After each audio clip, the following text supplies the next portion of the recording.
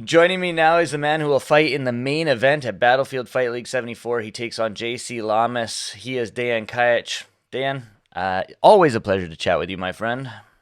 Sir, thank you, sir.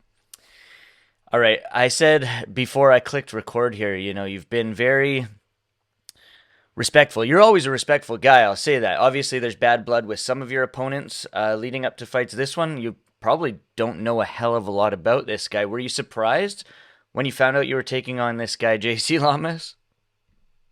I'm not surprised with anybody. I don't care. My job is not to find the opponents. That's BFL's job. So I, I don't really have too much say in who I fight. Especially like the higher you go up in the food chain, it's not like you can choose out of 50 guys. So you take whatever's in front of you, and if you have to pick and choose on the local circuit who you're fighting, you don't belong in the big leagues. So I always said if I can't beat everybody locally, that I don't belong in the big leagues. So I never said no to anybody. Completely makes sense. Was there anybody locally that you wanted to get matched up again? No, no. To be honest, I don't. I'm not really. I know nobody really comes to mind and stuff for that. Saeed was the one guy that we kind of wanted to fight each other for some personal reasons, but and that's the kind of the when he called me out, that's the kind of fight I asked and I wanted. Other than that, I never really. I don't take the shit personal.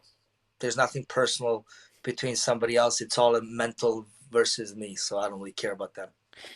Let's talk about that fight. The Saeed matchup happened in April. It was a match that you guys, obviously, you said you asked for. You guys both wanted. You had trained together in the past.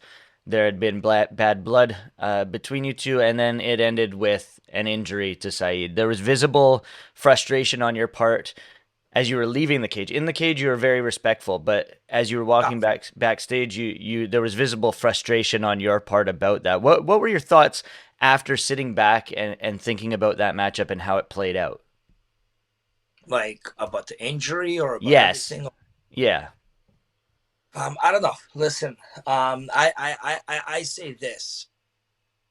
I'm sure something happened, something tweaked, and he felt a little bit of pain and stuff for that. But I always said the same thing to everybody else. You've seen guys break fingers, break hands, tweak their shoulder, dislocate their shoulder, and stuff like that. And I'm not denying the size of the injury, but I'm frustrated of the reaction because sometimes guys get injured, they're trying to shake it off, but their hands, one hand is still up, this hand is down, but they still want to be in the fight until the referee forces you. The fact that he felt some tweak, he ran, and he was already waving the hand off, it just showed me what I already knew was I was able to mentally break him. You know what I mean? And from his perspective, he's like, he's gonna say the opposite, but I'm his opponent, so I view everything that benefits me. So from my perspective, he gave up. Did He didn't anything move. before that injury surprise you about the matchup? No, everything went exactly how it was going to be. I dictated the distance, the pace.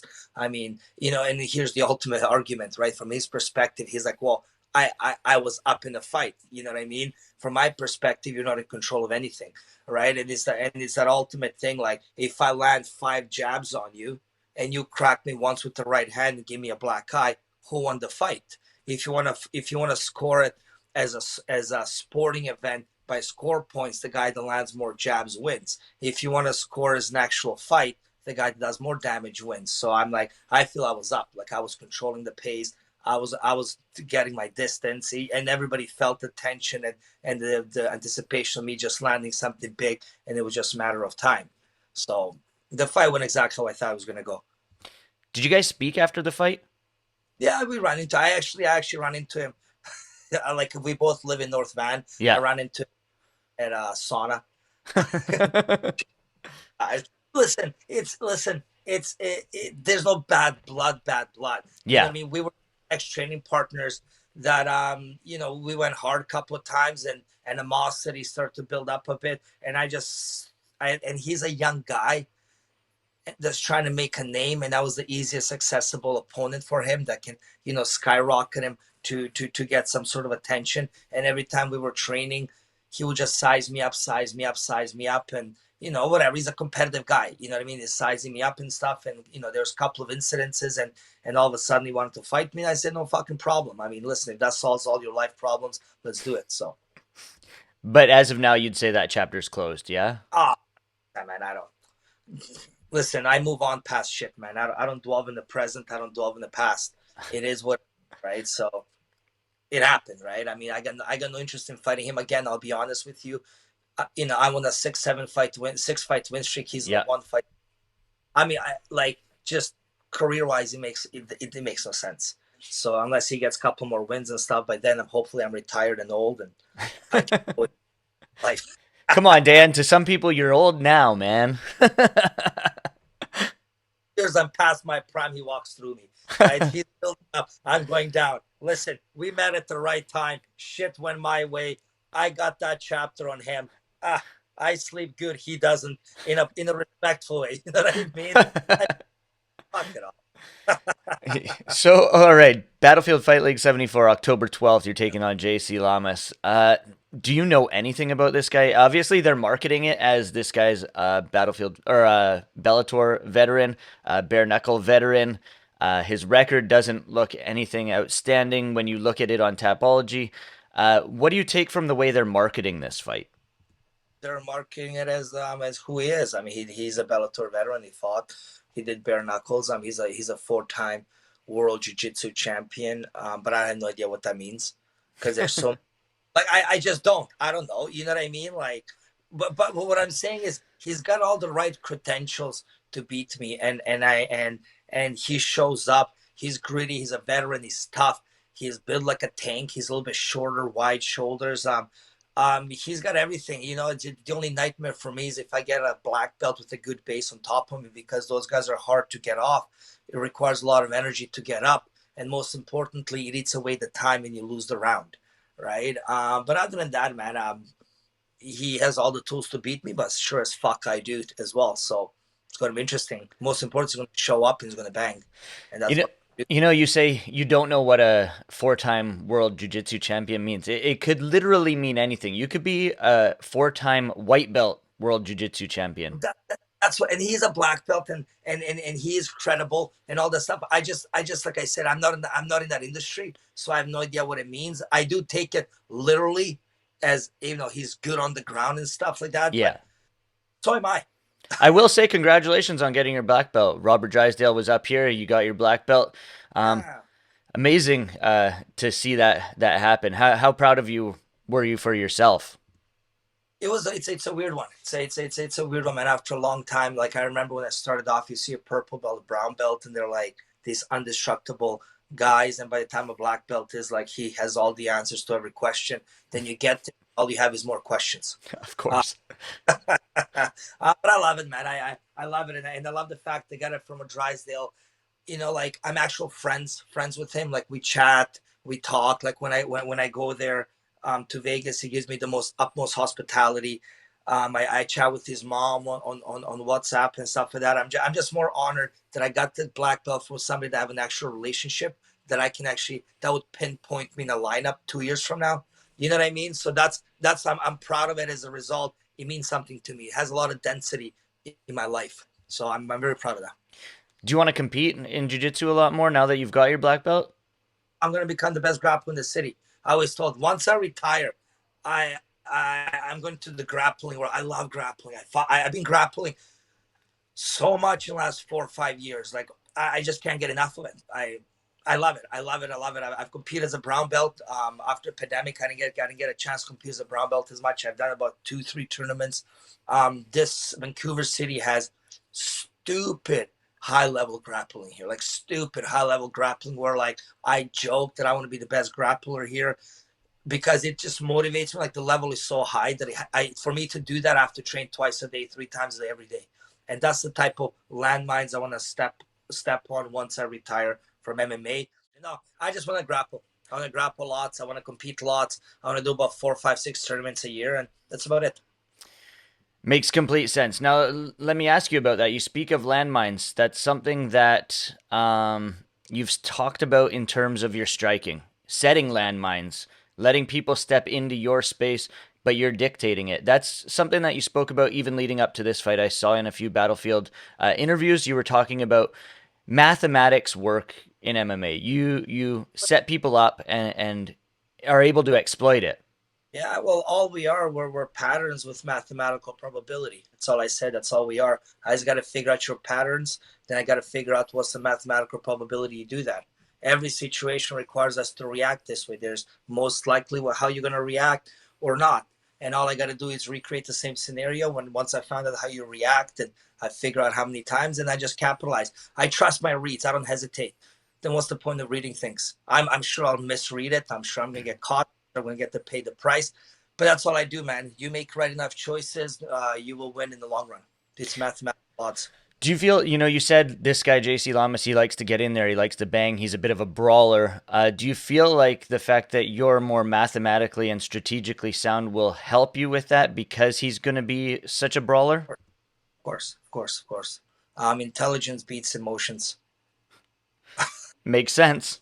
Makes sense. right? Now, a long time ago, I think maybe just leading up to this six fight winning streak, we spoke and we talked about how early on in your career, you lacked that sort of finishing instinct. You waited too long to go. You wanted to read these guys out a lot longer than you should have, and over these six fights, that's really changed for you. What in your mind clicked that made you realize I'm gonna be able to go out there and feel these guys out a lot quicker than I had previously? Because as we said, sometimes you had that head kick knockout loss where you read that guy almost perfectly, and it came too late. Yeah. Well, like I say, man, nothing happened. Nothing fucking happened. You know what happened? 15 years of showing up every single day, two, three times a day happened, right? And after a while, you start to trust your reads more. After a while, it doesn't take you as long to figure out the pattern. After a while, you get more confidence. You know what I mean? Everything improves. There's not a secret thing. Your diet gets better 5%. Your right hand gets quicker 3%. Your reads get better 5%. You know what I mean? And then before you know it, every year you're 10%, 12% better fighter. And then you just keep on adding. Success is like a compound interest. It builds upon itself. As long as you keep investing in the right stock, good things will show up. I just kept investing into myself, into my intelligence. And I figured, listen, there's so much information out there. There's so many great coaches that they have access to from YouTube, from podcasts, from local people, and all that stuff. And if you don't see the mindset, what every top guy has in common, and if you don't read from it, if you don't evolve as a human being in this sport, you just get left behind, right? Everybody gets read. Everybody has the same tools. We have to evolve. You have to, the timing, the distance. That's all has to get sharpened over the time, and that's what happened for me. You know what I'll say? I'll say that mindset and that attitude that you have right there has shown with people coming to your gym nowadays to cross train with you. Mitch Drizella's up here. We got Cole Smith hosting your weekend classes and whatnot. Obviously, Universal has been a place where it's hosting a ton of these local guys to come, and that has to do with you, my friend. I just want to give you the credit you really deserve. But listen, there is no credit. A good student needs a good teacher, and a good teacher needs a good student. We both bring equal value, right? As long as the goal is the same, the result and the work ethic happens, right? I tell everybody, man, my job is not to make you work hard. My job is to make you fall in love with the sport. Once you love something, who you are will show how you treat things you love. So that I can't make you a good guy or a bad guy. I can't make you work harder or less. That's not my job. That's your job. My job is to educate your IQ and make you understand and fall in love with the sport. How you treat your love is how you're going to end up as a person. So the responsibility of success falls on the fighter, not the coach. Makes complete sense. Before we wrap things up here, as you said, when you retire, you want to get into grappling. You got JC Llamas ahead of you.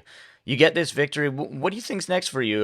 Do you feel like, Who I mean, cares? sick? Who cares? Who cares? Listen to me. I am what I am. I'm fucking 38 years old. I'm the best guy here. I understand, but I don't give a fuck. UFC, ONE FC, or Bellator will never. I don't need their stamp approval to show me if I'm good or not. You know who I needed? My community. And I got the reasonable respect in Canadian MMA community. In Canada is one of the best and deepest MMA in the world, man. From the top guys, from George St. Pierre to Rory McDonald to the list goes on. And just from, you know what I mean. And the fact that I have a little bit of credential in this community, that makes me legit. I don't give a fuck. I just don't, because if they want you, they'll take you. If they don't, they won't. It doesn't matter how much I beg, scream, yell, threaten, or make noise. You know what I mean? It is what it is. Time plays its part in every aspect of decision making. If that's my choice, those are my cards. Those are my cards. I don't care. That it doesn't matter. Gave me goosebumps, Dan. I'll tell you that, man. I really feel that. It's not a lot of guys do you hear that from, and you obviously have the right mindset. It's amazing to hear. I will ask you this though: Are you going to do this until the body breaks, or do Uh, you have a time? Do you have a timeline in I, mind? I'm most likely this is gonna be one of my last fights. You know what I mean? I'm 38, man. I want to have kids. I want to get married. Most importantly, I want to be a coach. I want to pass on the, the knowledge and stuff like that down to the young people. And every time I fight, man, I risk everything to stay the same. I don't fluctuate financially up. I don't. It doesn't matter if I have 4 fight win streak, 6 fight, or 7 fight. You know what I mean? If they want you, they want you. So I'm risking everything for my stock to stay the same. After a while, the squeeze is not worth the juice. You know what I mean? And if I retire, man, I had a beautiful MMA career. 5 6 time Canadian, I mean BFL champion, multiple weight classes, a black belt. I got my own gym. I got my own students. You know what I mean? And most importantly, I got the respect and acknowledgement of my community. And beyond that, man, I'm good. I'm good. I don't think we need to say anything else, man. That was a hell of an interview. Just, you got anyone to thank? Because I'll give you the floor now for thanks. Oh, lots of people, me, myself, and I. No, I'm just kidding. I'm kidding, man. Listen, I don't need to thank anybody publicly all the time. If you love somebody, they already fucking know it. And if they don't, they sure as fuck know that even more. So I don't need to thank anybody, man. I love who I love, and I don't care for who I don't care. And everybody knows where they stand with me. So, mwah.